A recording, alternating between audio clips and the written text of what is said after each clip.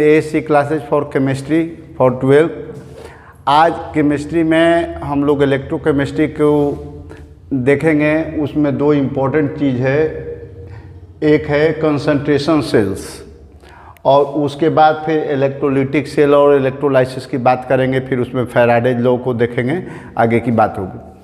तो इसके पहले वाले जो हम लोग डेनियल सेल या गैल्वेनिक सेल में पढ़े हुए थे कि उसमें दो अलग अलग तरह के मेटल यूज किए जाते हैं, दोनों के साल्ट सॉल्यूशन अलग अलग लिए जाते हैं, उनको साल्ट ब्रिज से कनेक्ट किया जाता है। अगर हम लोग दोनों इलेक्ट्रोड एक ही मेटल के ले लें, दोनों इलेक्ट्रोड अगर एक ही मेटल के ले लें और इलेक्ट्रोलाइट भी एक ही टाइप के लें, लेकिन उन इलेक्ट्रोलाइट के कंसंट्रेशन में डिफरेंस रखा जाए, तो वैसे सेल जो बनाए जाते हैं उन्हीं को हम लोग कंसंट्रेशन सेल कहते हैं। कंसंट्रेशन सेल इसलिए बोला जाता है कि इलेक्ट्रोलाइट सेम रहेगा लेकिन और मेटल भी सेम है, तो मेटल में तो कोई कंसंट्रेशन की बात नहीं है, लेकिन जो इलेक्ट्रोलाइट होंगे वो सेम इलेक्ट्रोलाइट होंगे, उनका कंसंट्रेशन अलग अलग इलेक्ट्रोड के लिए अलग अलग रहेगा। तो इसमें जो हम लोग सेल बनाते हैं वो सेल हमारा हो जाता है कंसंट्रेशन सेल। उसको डिफिनीशन दे सकते हैं कि if two electrodes of the same metal are dipped separately into two solutions of the same electrolyte having different concentration, ये मेन चीज़ है, डिफरेंट कंसंट्रेशन होना चाहिए, and the solutions are connected through salt bridge. जब cell बनाएंगे दो जगह रखेंगे तो साल्ट ब्रिज से तो कनेक्ट करना ही है, तो salt bridge, such cells are known as concentration cells. Metal का इलेक्ट्रोड सेम होगा, इलेक्ट्रोलाइट भी सेम होगा, लेकिन उनके कंसंट्रेशन में डिफरेंस होगा और उसके सेल रिप्रेजेंटेशन को, जैसे मान लीजिए कि कॉपर का इलेक्ट्रोड हम यूज कर रहे हैं, तो वैसे सेल को हम रिप्रेजेंट कर सकते हैं सेल इक्वेशन के द्वारा कि Cu2 plus C1। C1 means first electrolyte का जो एनोड पर रखा गया उसका कंसंट्रेशन, और फिर उसके बाद Cu2 प्लस C2 जो कैथोड में रखा गया है, C2 यहाँ पर उसके कंसंट्रेशन को रिप्रेजेंट कर रहा है, और कॉपर, तो कॉपर सल्फेट का जैसे हम सॉल्यूशन ले लेते हैं, एक में कंसंट्रेशन C1 रख ले, एक में C2 रख ले, C1 कंसंट्रेशन कम होता है C2 से, वैसा रख लिया जाए तो, और उसमें कॉपर के ही इलेक्ट्रोड यूज किए जाए, तो वैसा एक सेल कंसंट्रेशन सेल का एग्जाम्पल बन जाएगा। इस कंडीशन में सेल का जो इलेक्ट्रोड पोटेंशियल होता है वो डायरेक्टली होता है 0.591 लिख सकते हैं, या 3 डिजिट तक जाते हैं तो 0.59 लिख सकते हैं, बाई n। n यहाँ पर ईच एटम जितना इलेक्ट्रॉन लूज कर रहा है ऑक्सीडाइज होने के लिए, या फिर ईच आयन ऑक्सीडाइज होने के लिए जितना इलेक्ट्रॉन को गेन कर रहा है, दोनों सेम नंबर होगा, into log C2 by C1। C2 cathode पर होगा तो कैथोड का आयन बाई एनोड का आयन, और यहाँ पर ध्यान रखना है कि इस टाइप के सेल को काम करने के लिए आपका C2 का वैल्यू ज़्यादा होना चाहिए, C1 का वैल्यू कम होना चाहिए। तो इसलिए यहाँ कंडीशन लिख दिया गया है कि where C2 greater than C1 and E cell standard, यानी सेल का स्टैंडर्ड इलेक्ट्रोड पोटेंशियल 0 होना चाहिए, तो इस कंडीशन में ये सेल काम करेगा। तो ये कंसंट्रेशन सेल की बात हुई। अब इसके बाद आते हैं कि ये concentration cell, Daniell cell, galvanic cell या वोल्टेक सेल जो भी आप यूज करते थे वो बेसिकली इलेक्ट्रोकेमिकल सेल होते थे। उस इलेक्ट्रोकेमिकल सेल में क्या होता था, तो कोई स्पॉन्टेनियस रेडॉक्स रिएक्शन होता था इलेक्ट्रोड पर, और उनसे हम लोग इलेक्ट्रिसिटी गेन करते थे, केमिकल एनर्जी को इलेक्ट्रिकल एनर्जी में कन्वर्ट करते थे।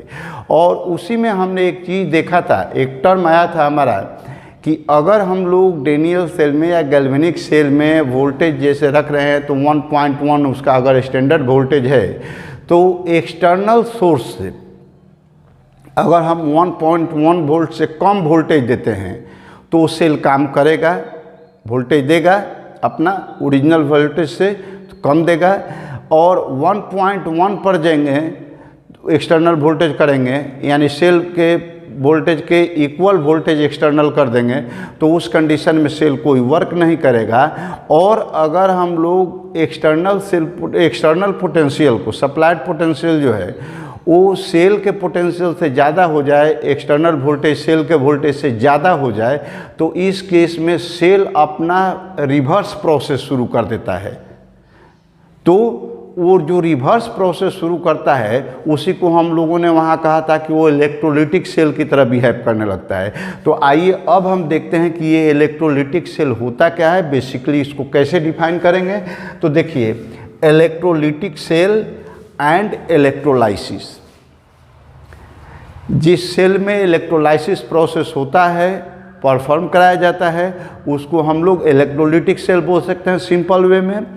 अगर उसका थोड़ा सा एक्सप्लेनेटरी वे में डिफिनीशन दें तो हम लिख सकते हैं कि the cells which convert electrical energy to chemical energy are called electrolytic sales.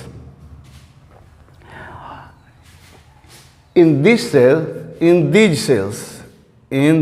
cells oxidation कहाँ होगा, चूँकि रिडॉक्स रिएक्शन है, ऑक्सीडेशन रिएक्शन तो होना चाहिए। तो जानकारी के लिए कि ऐसे सेलों में ऑक्सीडेशन रिएक्शन आपका एनोड पर होता है जो आपका एक पॉजिटिव होता है प्लेट, और रिडक्शन होता है कैथोड पर जो एक नेगेटिव प्लेट होता है। ये जस्ट अपोजिट हो गया पहले वाले सेल का। फिर the process taking place in an electrolytic cell is called electrolysis. Electrolysis का सिंपल मीनिंग होता है, इलेक्ट्रो मीन्स इलेक्ट्रिसिटी से रिलेटेड, और लाइसिस मतलब ब्रेक डाउन, स्प्लिटिंग, तोड़ देना। तो इलेक्ट्रिक करंट के द्वारा तोड़ा जाता है वहाँ पर। तो ये इलेक्ट्रोलाइसिस होता है जो इलेक्ट्रोलिटिक सेल में प्रोसेस परफॉर्म होता है। और इलेक्ट्रोलिटिक सेल में होता क्या है, तो इलेक्ट्रिकल एनर्जी से हम केमिकल एनर्जी गेन करते हैं। इसमें ऑक्सीडेशन कहाँ होता है, तो एनोड पर होता है, और वो एनोड क्या होता है, तो बेसिकली आपका पॉजिटिव प्लेट होता है। उसी तरीके से रिडक्शन होगा कैथोड पर, और वो क्या होगा, तो एक निगेटिव प्लेट होता है। और इस प्रोसेस का, इलेक्ट्रोलाइसिस का, हम लोग जो ज़्यादा रिएक्टिव मेटल्स हैं, रिएक्टिव मेटल के रिएक्टिविटी सीरीज को आप पढ़े हैं पहले से, तो उसमें जो हाईली रिएक्टिव मेटल्स होते हैं वैसे मेटल्स के एक्सट्रैक्शन के लिए हम लोग इलेक्ट्रोलाइसिस प्रोसेस का यूज करते हैं। क्योंकि अगर उनका रिडक्शन किया जाता है सिंपल वे में, हीटिंग रिडक्शन किया जाता है, तो हीटिंग रिएक्शन बहुत ज़्यादा एनर्जी कंज्यूम करने वाला होता है, एक्सपेंसिव हो जाता है, और उसमें हमारा मेटलर्जी का एम पूरा नहीं हो पाता है। तो हम लोग लो प्रॉफिट पर काम करने के लिए, लो इन्वेस्टमेंट पर काम करने के लिए, हाई प्रॉफिट लेने के लिए इलेक्ट्रोलाइसिस यूज करते हैं। वहाँ पर इलेक्ट्रोलाइसिस सूटेबल प्रोसेस होता है। तो इस मेथड का यूज करके हम सोडियम, मैग्नीशियम मेटल्स, ये सब जो हाई रिएक्टिव मेटल्स हैं, इसको प्राप्त करते हैं उनके कोलाइड से, चूँकि नेचुरली वो कोलाइड फॉर्म में पाए जाते हैं। तो यहाँ हमने लिखा है कि sodium and magnesium metals are produced by the electrolysis of their fused chloride, मतलब उनके क्लोराइड हैं, वो मेटल्स अपने क्लोराइड फॉर्म में ओर में पाए जा रहे हैं, और उनसे हम लोग इलेक्ट्रोलाइसिस के द्वारा निकाल सकते हैं मेटल को। फिर and aluminium is obtained by electrolysis of Al2O3। Al2O3 को एल्यूमिना भी बोलते हैं या एल्युमिनियम ऑक्साइड बोलते हैं। तो एल्युमिनियम ऑक्साइड से हम लोग एल्युमिनियम को भी लेते हैं, और इसमें रिएक्शन को फास्ट करने के लिए क्रायोलाइट भी मिलाते हैं। इसकी चर्चा डिटेल्स में हम लोग करेंगे जब मेटलर्जी पढ़ेंगे। तो फिर कॉपर है, तो कॉपर जो पाया जाता है, निकाला जाता है, तो ब्लिस्टर्ड कॉपर होता है, उसमें कुछ इम्प्योरिटीज रहती है।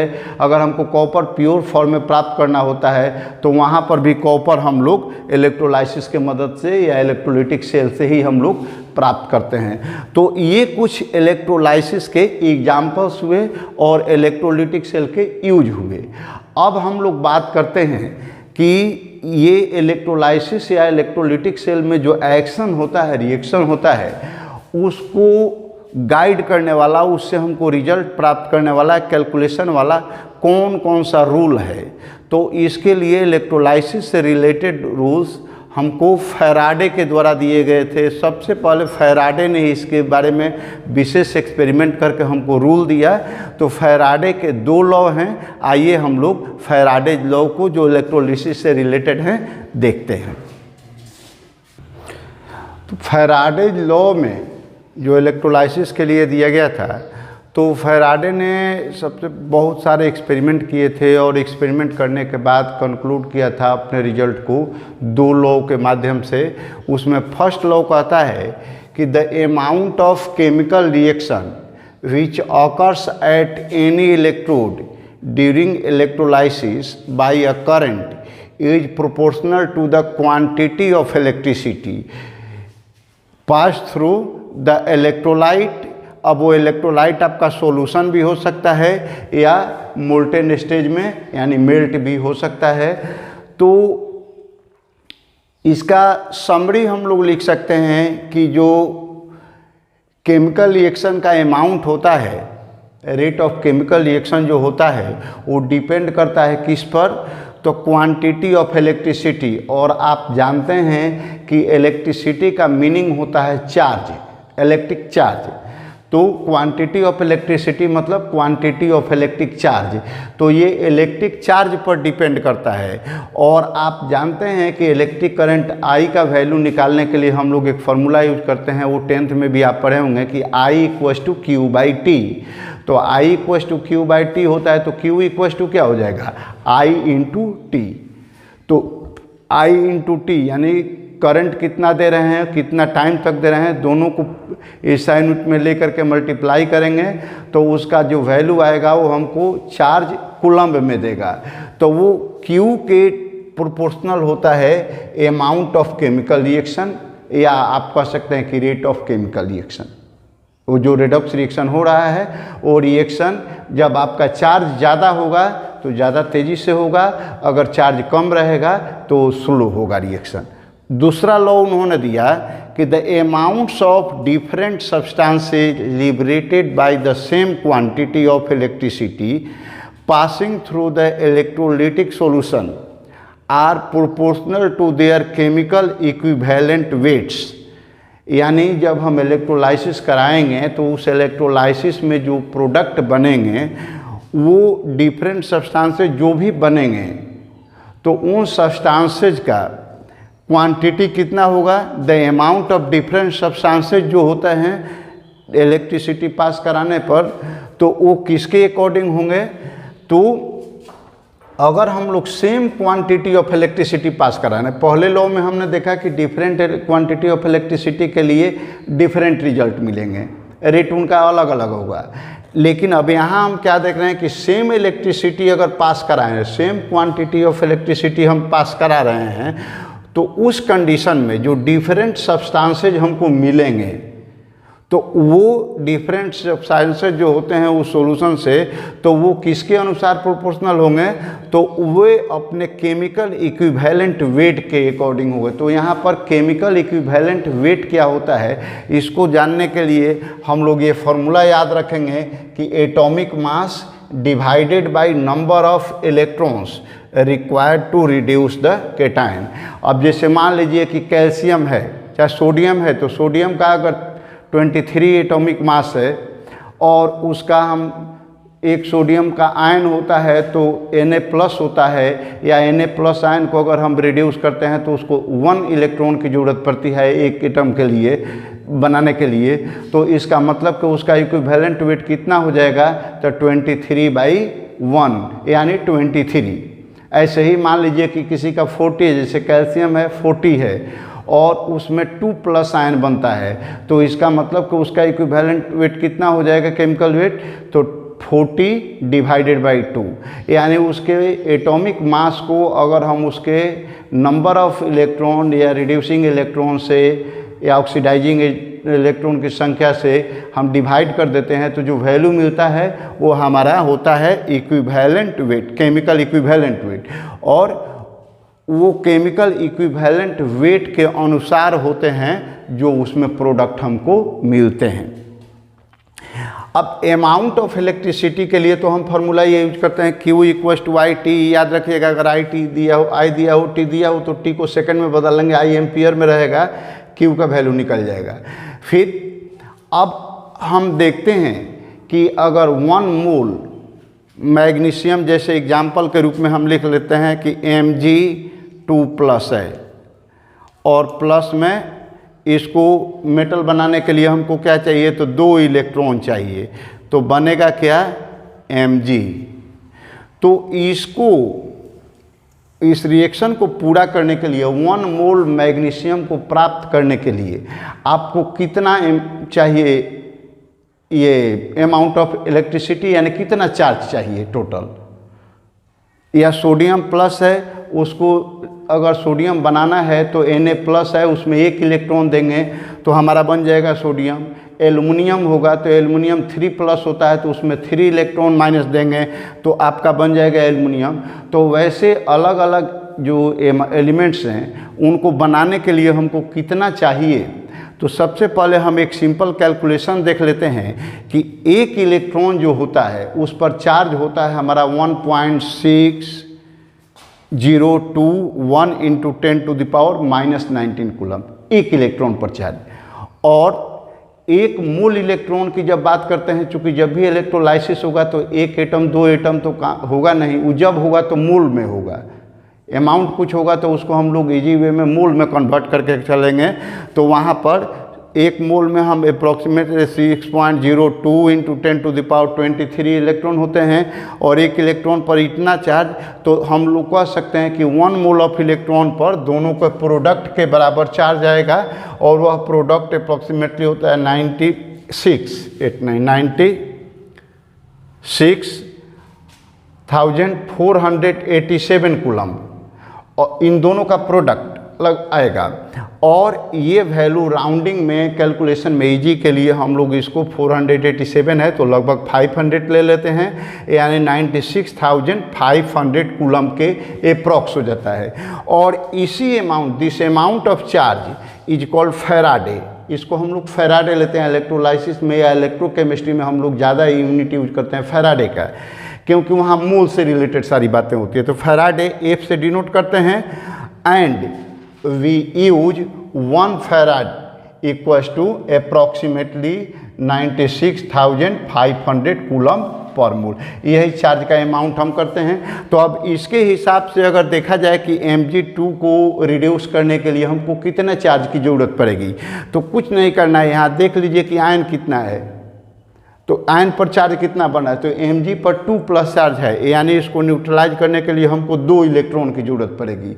तो 1 मोल इसको बनाने के लिए हमको 2 मोल इलेक्ट्रॉन की ज़रूरत पड़ी है। 1 मोल इलेक्ट्रॉन का मतलब 1 फैराड होता है, तो 2 मोल इलेक्ट्रॉन का मतलब क्या हो गया कि 2 फैराड, यानी Mg2 प्लस 1 मोल को Mg में 1 मोल में कन्वर्ट करने के लिए हमको 2 फैराड चार्ज की ज़रूरत पड़ेगी। ऐसे ही सोडियम की बात करें तो उसमें 1 फैराड की ज़रूरत पड़ेगी। सिल्वर को करें तो 1 फैराड की ज़रूरत पड़ेगी। एल्युमिनियम को करें तो हम उसको 3 फैराड देने की ज़रूरत पड़ेगी। तो इस तरीके से हम लोग charge requirement for electrolysis and reduction of ions हम लोग फाइंड आउट कर सकते हैं। इसके बाद लास्ट टॉपिक के रूप में हम लोग इसमें आज के वीडियो में देख लेते हैं कि इलेक्ट्रोलाइसिस प्रोसेस में क्या क्या प्रोडक्ट होते हैं, उनकी क्या प्रॉपर्टी होती है। अब प्रोडक्ट्स ऑफ इलेक्ट्रोलाइसिस की बात करते हैं कि अगर हम लोग इलेक्ट्रोलिटिक सेल में इलेक्ट्रोलाइसिस प्रोसेस कराते हैं तो उसमें जो प्रोडक्ट बनते हैं उसका मैकेनिज्म क्या होता है, कैसे होता है, इसको एक आध एग्जाम्पल के माध्यम से हम लोग समझते हैं। तो देखिए, जो भी प्रोडक्ट में बनेंगे वो प्रोडक्ट आपको नेचर ऑफ इलेक्ट्रोलाइट पर डिपेंड करते हैं, नेचर ऑफ इलेक्ट्रोड्स पर डिपेंड करते हैं, और इसके अलावा electrode potentials of oxidising and reducing species पर डिपेंड करते हैं। तो ये 3 चीज़ों पर मेन हुए। एक तो हुआ कि इलेक्ट्रोलाइसिस जब आप कराएंगे तो किस नेचर का इलेक्ट्रोलाइट यूज कर रहे हैं इस पर डिपेंड करेगा। इलेक्ट्रोड कौन कौन से यूज करेंगे उस पर डिपेंड करता है। और दूसरा कि उसमें ऑक्सीडाइजिंग और रिड्यूसिंग स्पीसीज जो बन रही हैं वो किस नेचर की हैं, कौन मोस्ट रिएक्टिव है, कौन लेस रिएक्टिव है, इस पर भी डिपेंड करता है। तो इन बातों को हम लोग एक दो एग्जांपल्स के माध्यम से देखते हैं। जैसे अगर मान लीजिए कि हम लोग कॉपर क्लोराइड का एक्वस सॉल्यूशन ले रहे हैं, अगर हम लोग उसको इलेक्ट्रोलाइसिस कर रहे हैं और उसमें अगर हम लोग प्लेटिनम का यूज कर रहे हैं, प्लेटिनम आपका एक इनर्ट मेटल की तरह बिहेव कर रहा है, इनर्ट इलेक्ट्रोड की तरह बिहेव कर रहा है, तो अगर हम लोग इस प्लेटिनम का यूज कर रहे हैं तो इस कंडीशन में रिएक्शन में क्या होता है कि कॉपर क्लोराइड जो होता है तो बेसिकली कॉपर में और क्लोराइड में टूट रहा है, स्प्लिट हो रहा है। तो जब हम प्लेटिनम यूज किए हुए हैं इलेक्ट्रोड के रूप में, तो वहाँ पर एनोड रिएक्शन में हमारा क्या होता है कि ये जो क्लोराइड आयन है ये क्लोरीन गैस में कन्वर्ट हो जाता है और आपको इलेक्ट्रॉन रिलीज कर देता है। उसी तरीके से कैथोड पर क्या होता है, तो जो इलेक्ट्रॉन यहाँ रिलीज हो रहे हैं वो Cu2+ आयन है एक्वस सॉल्यूशन में, ये वाला, और इसमें वो दोनों इलेक्ट्रॉन आकर के इसको रिड्यूस कर देते हैं और आपको Cu सॉलिड के रूप में मिलता है।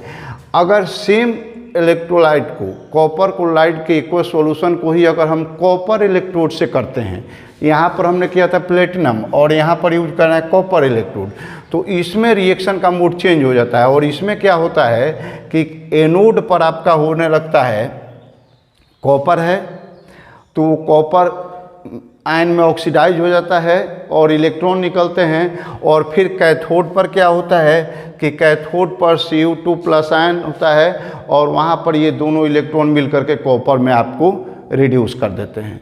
तो इस तरीके से क्या होता है कि एनोड से कॉपर ऑक्सीडाइज होने लगता है और कैथोड पर आकर के जमा होने लगता है। और ये जो प्रोसेस है, इस प्रोसेस का यूज हम लोग कॉपर के प्यूरिफिकेशन के लिए करते हैं, और इसको उसमें ये जो कॉपर होता है तो इम्प्योर कॉपर जो होता है उसका हम लोग एनोड बना लेते हैं, और जो कैथोड होता है वो एक पतले कॉपर का स्ट्रिप लिया जाता है और उसमें कॉपर सल्फेट सॉल्यूशन लेकर के इलेक्ट्रोलाइसिस कराते हैं, करंट पास कराते हैं। तो उस कंडीशन में एनोड का कॉपर धीरे धीरे धीरे धीरे कॉपर आयन में कन्वर्ट होकर के इलेक्ट्रोलाइट में जाते रहता है, और फिर कैथोड पर वो कॉपर आयन आकर के कॉपर सॉलिड के रूप में जमा होता है। तो ये जो कॉपर सॉलिड होता है आपका प्योरेस्ट फॉर्म होता है। इस कंडीशन में जो इम्प्योरिटीज होती हैं एनोड के नीचे जमा हो जाती हैं, जिसको हम लोग एनोड मड के नाम से जानते हैं। तो ये प्रोसेस आपका इलेक्ट्रोलिटिक प्यूरिफिकेशन में यूज किया जाता है। अब ऐसे ही सोडियम क्लोराइड का एक्वस सॉल्यूशन, जिसको आप ब्राइन के नाम से भी जानते हैं, अगर उसका हम लोग कराते हैं तो देखिए कैथोड पर क्या क्या हो सकता है। जैसे यहाँ पर स्पीसीज की जो बात कर रहे हैं, इसका एग्जांपल यहाँ पर है कि जब हम NaCl का करा रहे हैं, एक्वस सॉल्यूशन लिए हैं, तो एक्वस सॉल्यूशन में वाटर है, तो उसके भी आयन टूटेंगे, हाइड्रोजन H+ होगा और OH- होगा, और सोडियम क्लोराइड के भी टूटेंगे, Na+ होगा और Cl- होगा। तो कैथोड पर क्या होता है कि Na+ भी आ रहा है, तो उसके लिए इलेक्ट्रॉन मिल करके सोडियम में कन्वर्ट होने की बात है, और उसके लिए स्टैंडर्ड सेल पोटेंशियल है -2.71 वोल्ट। अब उसी तरीके से उसी कैथोड पर H+ जो वाटर से रिलीज हो रहा है वो भी एक्वस पर में वो भी इलेक्ट्रॉन लेकर के H2 गैस में कन्वर्ट हो जाता है, और उसके लिए आपका E स्टैंडर्ड सेल पोटेंशियल है आपका ये 0.00 volt.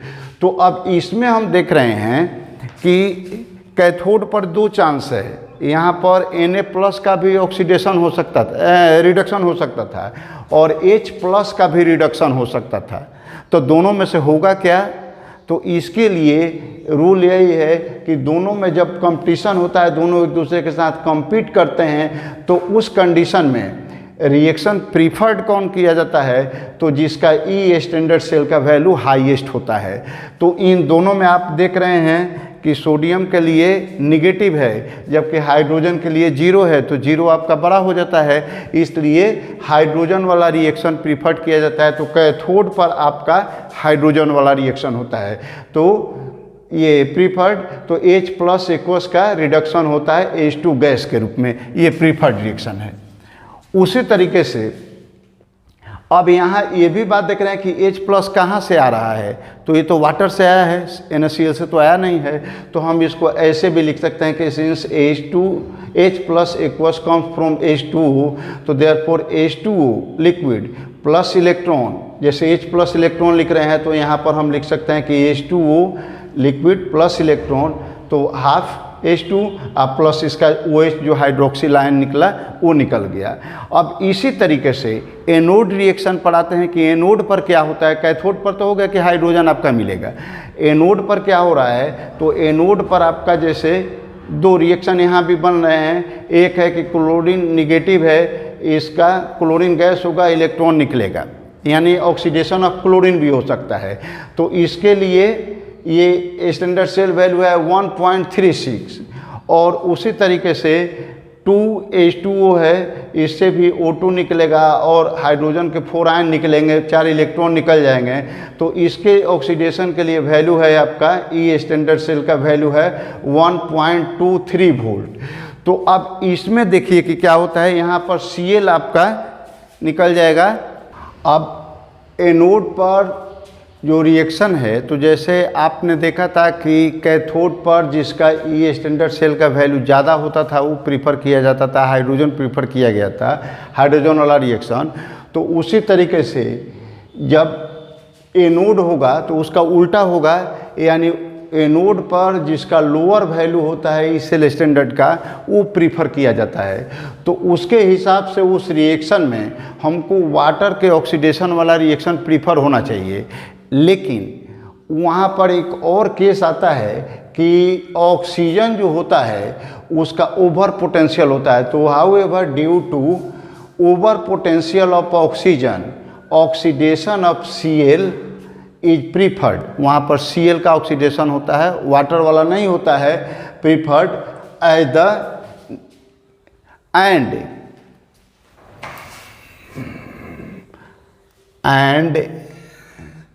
the net reactions may be written as। अब नेट रिएक्शन में हम लोग क्या लिख सकते हैं, तो जैसे सोडियम क्लोराइड है, H2O मिला रहे हैं एक्वस पर में, सोडियम बनेगा एक्वस और क्लोरीन बनेगा। और कैथोड पर क्या होगा, तो कैथोड पर होता है यहाँ पर कि H2O वाला प्रीफर किया गया था, तो H2O लिक्विड प्लस इलेक्ट्रॉन और H2 गैस के रूप में मिलता है, OH माइनस आपको निकल जाता है, ये एक्वस फॉर्म में रहता है। उसी तरीके से एनोड पर क्लोरीन वाला आपका प्रीफर किया जाता है, ये वाला, तो क्लोरीन का ऑक्सीडेशन होता है, क्लोरीन आयन है यहाँ पर, क्लोराइड आयन है, और इसका ऑक्सीडेशन होता है क्लोरीन गैस में, इलेक्ट्रॉन यहाँ से निकल जाता है और ये इलेक्ट्रॉन यहाँ पर यूज हो रहा है। तो इन दोनों का तो बात खत्म हो गया। अब इस रिएक्शन में आपका बचा हुआ है क्या, तो ये सोडियम बचा हुआ है और इधर का OH बचा हुआ है। ये दोनों एक्वस फॉर्म में है, इनका अभी कुछ नहीं हुआ इसमें। तो ये क्या करते हैं कि उसी सॉल्यूशन के अंदर Na प्लस और OH माइनस आपस में मिल करके और बना लेते हैं क्या, तो Na प्लस एक्वस और प्लस में Cl माइनस एक्वस, ये दोनों आपस में मिला करके बना लेते हैं NaOH। ये एक्वस सॉल्यूशन NaOH का प्राप्त होता है। तो इसलिए हम लोग नेट रिएक्शन को लिख सकते हैं कि NaCl aqueous plus H2O liquid equals to Na plus aqueous OH minus aqueous plus half H2 gas plus half Cl2 gas, या इन दोनों को एक साथ मिला करके आप लिखेंगे तो एक साथ मिला करके ये रिएक्शन लिख सकते हैं कि NaCl aqueous plus H2O liquid equals to NaOH aqueous plus H2O gas plus Cl2 gas. एक बात और यहाँ पर ध्यान रखिएगा, नॉलेज के लिए जान लीजिए कि इस रिएक्शन में यहाँ पर NaCl के एक्वस सॉल्यूशन को तो आप ब्राइन कहते थे, और इसमें NaOH जो निकल रहा है अल्कली है, और यहाँ पर क्लोरीन गैस भी निकल रही है। तो इसलिए इस प्रोसेस को यानी इलेक्ट्रोलाइसिस ऑफ ब्राइन को आप एक स्पेशल नेम भी देते हैं केमिस्ट्री में, उसको हम लोग कहते हैं क्लोर अल्कली प्रोसेस। तो क्लोर अल्कली प्रोसेस में नेम का मतलब क्या, chlor for chlorine, alkali for NaOH aqueous. ये प्रोसेस जो हुआ जिसमें आपको क्लोरीन गैस और NaOH मिल रहे हैं, सोडियम क्लोराइड के इलेक्ट्रोलाइसिस से एक्वा सॉल्यूशन के, उसको हम लोग क्लोरो प्रोसेस के नाम से जानते हैं। तो आज के इस वीडियो में हम लोग इलेक्ट्रोलाइसिस के डिफरेंट एक्टिविटी, डिफरेंट पार्ट्स को विस्तार से पढ़ा। इसके बाद नेक्स्ट वीडियो में हम डिफरेंट टाइप के सेल्स के बारे में पढ़ेंगे और तब हमारा इलेक्ट्रोकेमिस्ट्री का चैप्टर कंप्लीट होगा। आप वीडियो को बार बार रिप्ले करके और इसके प्रीवियस वीडियो भी जो इस चैप्टर से रिलेटेड है उनको देख करके अच्छी तरह से समझिए, कॉन्सेप्ट को डेवलप कीजिए। और जब कॉन्सेप्ट आपका क्लियर हो जाएगा तो इसके बाद हम एक वीडियो में जब इसका टॉपिक ख़त्म हो जाएगा तो इसके बाद आने वाले वीडियोज में हम लोग NCERT बुक के कुछ सॉल्यूशन देंगे, उनके क्वेश्चन एक्सरसाइज क्वेश्चन पर बात करेंगे और उसके बाद कुछ और सिलेक्टेड क्वेश्चन जो हमारे बोर्ड में आए हैं उनको भी कुछ हम लोग ओरली और कुछ लोग रिटन वे में अपना बात करेंगे, डिस्कस करेंगे, क्वेश्चन को समझेंगे।